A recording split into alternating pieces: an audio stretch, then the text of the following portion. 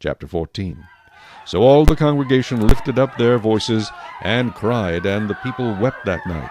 And all the children of Israel complained against Moses and Aaron, and the whole congregation said to them, If only we had died in the land of Egypt! Or if only we had died in this wilderness! Why has the Lord brought us to this land to fall by the sword, that our wives and children should become victims? Would it not be better for us to return to Egypt? So they said to one another, Let us select a leader and return to Egypt. Then Moses and Aaron fell on their faces before all the assembly of the congregation of the children of Israel. But Joshua the son of Nun and Caleb the son of Jephunneh, who were among those who had spied out the land, tore their clothes. And they spoke to all the congregation of the children of Israel, saying, The land we pass through to spy out is an exceedingly good land. If the Lord delights in us, then he will bring us into this land and give it to us, a land which flows with milk and honey. Only do not rebel against the Lord, nor fear the people of the land, for they are our bread. Their protection has departed from them, and the Lord is with us. Do not fear them. And all the congregation said to stone them with stones. Now the glory of the Lord appeared in the tabernacle of meeting before all the children of Israel. Then the Lord said to Moses, How long will these people reject me?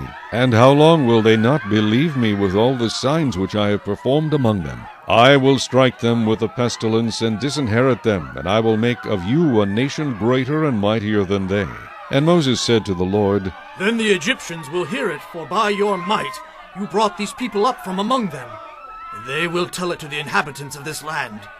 They have heard that you, Lord, are among these people, that you, Lord, are seen face to face, and your cloud stands above them, and you go before them in a pillar of cloud by day, and in a pillar of fire by night.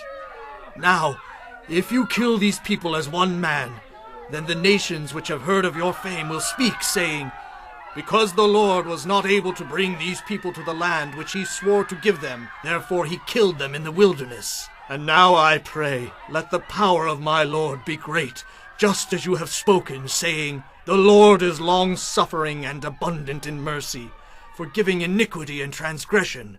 But he by no means clears the guilty, visiting the iniquity of the fathers on the children to the third and fourth generation. Pardon the iniquity of this people, I pray, according to the greatness of your mercy, just as you have forgiven this people from Egypt even until now.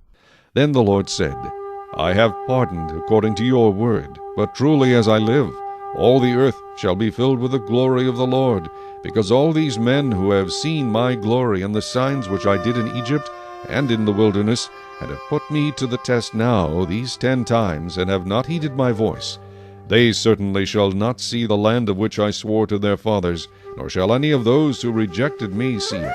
But my servant Caleb, because he has a different spirit in him, and has followed me fully, I will bring into the land where he went, and his descendants shall inherit it. Now the Amalekites and the Canaanites dwell in the valley. Tomorrow turn and move out into the wilderness by the way of the Red Sea. And the Lord spoke to Moses and Aaron, saying, How long shall I bear with this evil congregation who complain against me?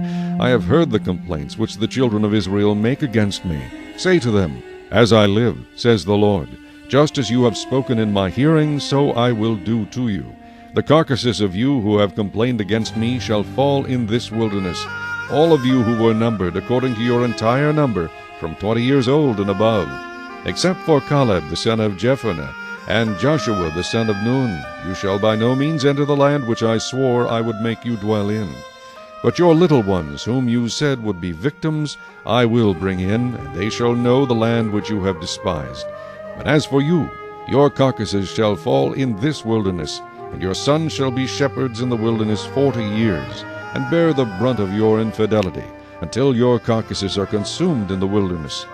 According to the number of the days in which you spied out the land, 40 days, for each day you shall bear your guilt 1 year, namely 40 years, and you shall know my rejection. I the Lord have spoken this. I will surely do so to all this evil congregation who are gathered together against me. In this wilderness they shall be consumed, and there they shall die.